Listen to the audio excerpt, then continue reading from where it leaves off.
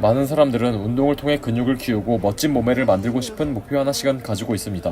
운동을 통해 더 많은 근육을 형성하고 강한 근력을 얻고자 합니다.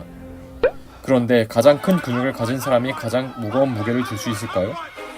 이는 초보자에 한해서 맞는 말입니다. 초보자들은 운동을 통해 새로운 자극을 준다는 것만으로도 근비대와 근력의 증가를 유발할 수 있기 때문에 동시에 근비대와 근력의 성장이 일어나게 됩니다. 그러나 근력의 증가와 근비대는 불가능해 보이지만 개별적으로 일어날 수도 있습니다.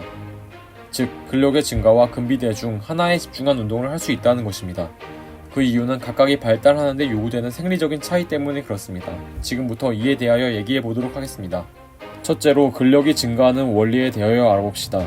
우리 몸의 근육은 마이오글로빈의 양이 적지만 강한 근수축에 필요한 에너지로 쓰이는 당원 과립을 많이 가지고 있는 백색근과 반대로 당원 과립은 비교적 적지만 마이오글로빈의 양이 많아 지구력이 높은 근육인 적색근으로 구성됩니다. 더 자세히 들여다보면 근육은 단위세포인 근섬유와 이를 구성하는 근원섬유, 또 근원섬유를 구성하는 가느다란 단백질성 섬유인 마이오신과 액틴 필라멘트로 구성됩니다.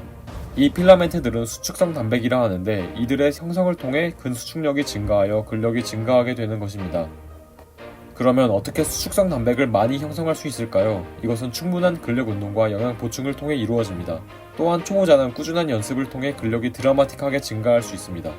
여러분들도 알고 계시듯이 새로운 자전거, 물구나무, 트레킹과 같은 신체 활동을 처음 시작하는 것은 쉽지 않습니다. 많은 노력과 에너지를 투자해야만 어느 정도 흉내낼 수 있죠. 근력 운동도 마찬가지입니다. 스쿼트를 여러 번 하면서 자세도 잡고 테크닉이 좋아질수록 더 무거운 무게를 효율적으로 들 수 있게 되는 것입니다. 이는 근신경계 적응의 관점으로도 바라볼 수 있습니다. 운동을 통해서 신경이 지배하는 근섬유 수를 늘리거나 근육의 신경 반응도를 높일 수 있습니다. 즉, 같은 힘을 주는 것 같이 느껴지더라도 실제로는 더 많은 힘을 낼 수 있는 것이죠. 또 논란이 있는 최근 연구에 따르면 생체 역학적인 관점으로도 이를 설명할 수 있습니다. 간략하게 말하자면 우리 몸은 지렛대의 원리를 통해 힘을 전달하게 되는데 운동을 통해 같은 에너지를 사용하더라도 더 큰 힘을 전할 수 있도록 신체 구조적인 변화가 생긴다는 것입니다. 다음으로 근육 크기의 성장의 관점에서 이를 바라보겠습니다. 수축성 단백질이 증가되어 근원섬유가 커지면 근력과 함께 근육의 비대도 일어나게 됩니다. 하지만 근력의 증가에 비하면 근비대는 매우 낮은 속도로 일어납니다. 그렇다면 어떻게 근육의 비대를 빠르게 일으킬 수 있을까요? 이는 근형질의 성장을 통해 가능합니다. 근형질이란 근육 내 수축성 단백인 근원섬유를 제외한 비수축성 요소, 즉 세포체, T소관 등의 세포질을 의미합니다. 이 관점에서는 체액, 포도당 근형질 기관과 같이 수축성 단백이 아닌 근육을 부풀리고 펌핑시켜주는 요소들을 통해 근육의 크기를 효율적으로 증가시킬 수 있다고 말합니다. 이 근형질의 성장을 위해 가장 중요한 요소는 총 운동 볼륨입니다. 총 운동 볼륨이란 간단히 말해서 강도, 횟수, 세트를 모두 곱한 합계를 의미합니다. 부상을 입지 않는 합리적인 선에서 볼륨은 많을수록 좋고 계속 증가시키는 것이 중요합니다. 볼륨을 증가시키는 방법은 세트 수를 늘리거나 반복 횟수를 늘리거나 무게를 늘리는 방법 혹은 이 모두를 통해 가능합니다. 보통 바디빌더들은 적당한 강도 6에서 12회의 반복 3에서 5세트로 훈련하는데 이것이 적은 시간 내로 많은 볼륨을 쌓기에 효과적인 방식이기 때문입니다.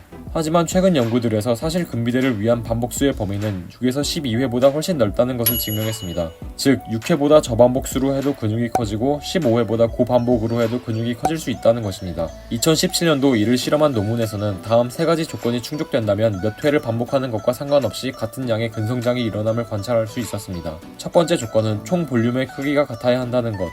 두 번째 조건은 운동을 실패 지점에 근접해서 해야 한다는 것. 세 번째 조건은 어떤 무게든 적어도 원 RM의 30% 이상의 무게를 사용해야 한다는 것입니다. 근력의 경우엔 좀 다릅니다. 근력은 운동 볼륨에는 영향을 덜 받습니다. 근력의 운동 중 가장 중요한 부분은 운동의 강도입니다. 같은 볼륨을 100회 반복과 5회 반복으로 나누어서 시행시켜 비교한 실험에서 비슷한 근육의 성장을 보였음에도 5회 반복을 한 경우가 가장 많은 근력의 증가를 보였습니다. 다른 연구에서는 같은 강도의 스쿼트와 벤치프레스를 시행시켰을 때 세트 수가 1회인 집단과 5회인 집단에서 비슷하게 근력이 향상되었음을 확인하였습니다. 간단히 말해서 근력을 증가시키고 싶으면 무거운 무게로 운동하는 것이 중요하다는 것입니다. 하지만 고중량 저반복으로 높은 볼륨을 채우기 위해서 많은 세트를 한다면 관절에 많은 부담이 가게 되고 정신적으로도 고중량 운동을 여러 세트 반복하는 것은 쉽지 않습니다. 이와 반대로 저중량 고반복 운동을 하는 경우에도 좋지는 않습니다. 근력 정체의 단점 외에도 너무 고반복의 운동을 수행할 경우 체내 대사적인 자극이 너무 과다해져 대사물 축적이 건강에 악영향을 끼칠 수 있습니다. 6에서 12회 반복은 위 두 가지 방법에서 나타났던 단점을 최소화할 수 있는데 적당히 무거운 중량을 이용함으로써 근육에 충분한 자극을 줌과 동시에 관절에는 무리를 주지 않고 체내 대사물 축적도 최소화시킬 수 있습니다. 즉 6에서 12회 반복수만 근성장을 일으킬 수 있다는 것은 아니지만 이 반복수가 근성장에 가장 효과적이라는 것은 어느 정도 맞는 말이라고 볼 수 있는 것입니다. 그렇다면 6에서 12회 반복으로만 훈련을 해야 할까요? 그것은 아닙니다. 앞서 말했다시피 고중량 훈련은 근력 향상에 효과적이고 장기적으로 보았을 때 총 운동 볼륨을 높여주어서 더 많은 근성장을 가져갈 수 있게 해줍니다. 또한 저중량 고반복 운동의 경우 근지구력 향상에 도움을 주고 사이드 레터럴 레이즈 같은 단일 관절 운동에서 특정 근육을 고립시켜 운동하는 데 효과적이라는 이점이 있습니다. 헬스인들은 근비대와 근력의 성장을 동시에 일으키고 싶어합니다. 이를 위해서는 탄탄하고 균형 잡힌 운동 프로그램이 뒷받침되어야 합니다. 즉 저중량 고반복, 고중량 저반복에 치우치지 않고 유연하게 프로그램을 구성해야 합니다. 근력 향상과 근비대를 균형 있게 가지고 싶은 여러분께 짐 긱스는 다음 루틴을 추천합니다. 6에서 12회 반복 구성의 세트가 전체 6에서 70%, 2에서 6회 반복 세트와 15회 이상의 반복 세트가 각각 15에서 20%가 되게끔 구성하는 것입니다. 예를 들어 하루 운동 내에서 여러가지 반복수를 섞어넣는 루틴, 날짜별로 운동을 근력 위주 혹은 볼륨 위주인지 정하고 반복수를 다르게 정해서 실시하는 루틴, 한 달 기준으로 주기를 잡고 훈련의 목적을 변경해가면서 하는 루틴이 있습니다. 여러가지 루틴을 시도해보고 잘 맞고 효과 좋은 것을 골라서 하는 것을 추천합니다. 그리고 한 루틴만 편식하기보다는 골고루 해보아야 계속 새로운 자극을 줄 수 있습니다. 이상으로 짐 긱스였습니다.